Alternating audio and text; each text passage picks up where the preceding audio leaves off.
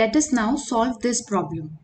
So, given a sorted array B of size m having elements in descending order, it is then rotated x number of times.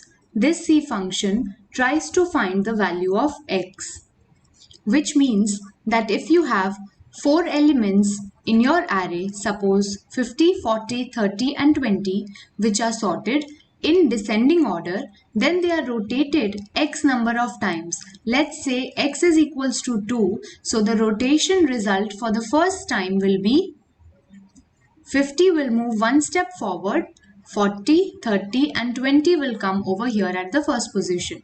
In the next rotation, 50 will go one step forward, 40 will go at the last and then 30 and 20 over here. So the input array we receive is going to be something like this. What we have to find is that how many times was the array rotated.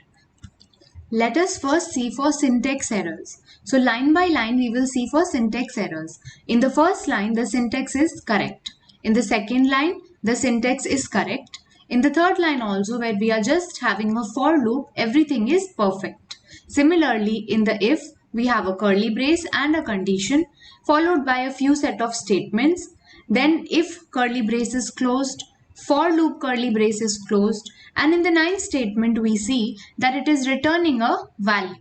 Now when I see it is returning a value, this is an integer value. But when I was declaring in the main function, then there was a void return type. So here it is a syntax error at line number 1.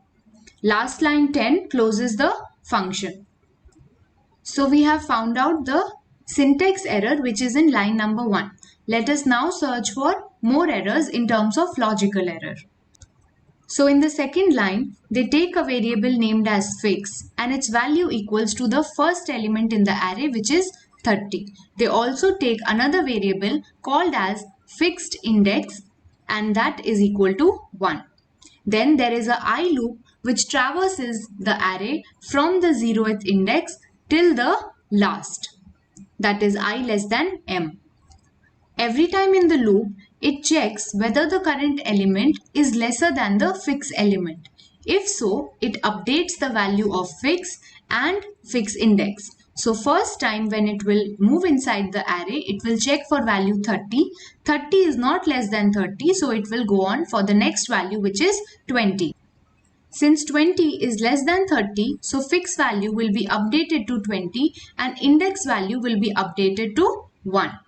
Again, it goes on for checking value 50. 50 is not less than the fixed value, so it is not going to get updated. Similarly, it will check for 40. So 40 is also not less than the fixed value, so it will not get updated. At the last, it is going to return fixed index, that is 1.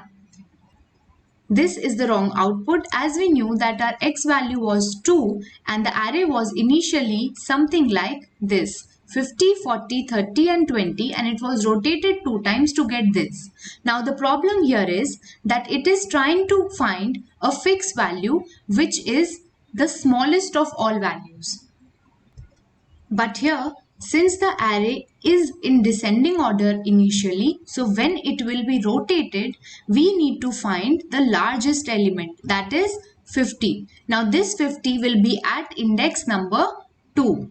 Which will be our answer, that is x is equals to 2. So if my initial element 50 was at the 0th position and then it was rotated 2 times, it moved forward to index number 2. So that is my x value. So the difference here is that we have to find the largest element and not the smallest element.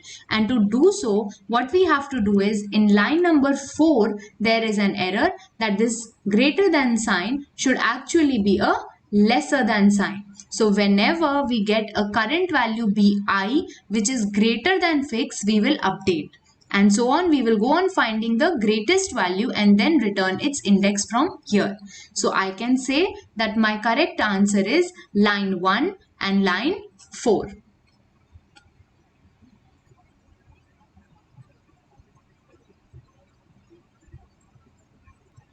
Let us now see the solution for this problem. So we have to find the error in the given C function, which tries to find out the common elements in three sorted arrays A, B and C, which have elements P, Q and R respectively. Note that the arrays are sorted in the ascending order. So basically we have to find out the intersection or the common elements in the three arrays, and we are given that the arrays are already in sorted order in ascending order. Let us first try and search for syntax errors. For this, we need to scan the code very properly to check for braces, opening braces and closing braces, the return type, the function name, the semicolons, colons, etc. So when we scan this entire code over here, we find out that in line number 7, there is a semicolon missing. So my first error we have found out in line number 7. Rest all of the lines have been written perfectly. Now let us see for logical errors. So what we want to do is basically have three arrays and understand the problem statement first. So if I have three arrays A, B and C with the given elements, then what do we need to find out as the output is the common elements, the elements that are present in all the three arrays. So first element is 40. So 40 is present in all the arrays and there is no other element which is present. So my output should give me 40. Now for this, what they are doing is they are taking three variables I, J and K. Now there are three loops. In these loops, the three arrays are being traversed. Right now we do not see any error. In the last loop, that is K loop, these are nested loops. So in the last loop, there is a if condition that if AI is equal to B of J and B of J is equal to C of K, that means all the three elements are equal. So in that case, you must directly print that element. So in my if statement, I can say that I will print that element and move one step forward in all the three arrays.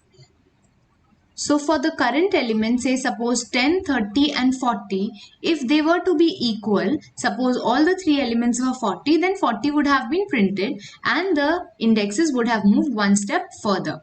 But it is not so. So it will go and check the other conditions. So here it is checking if A of I is less than B of J.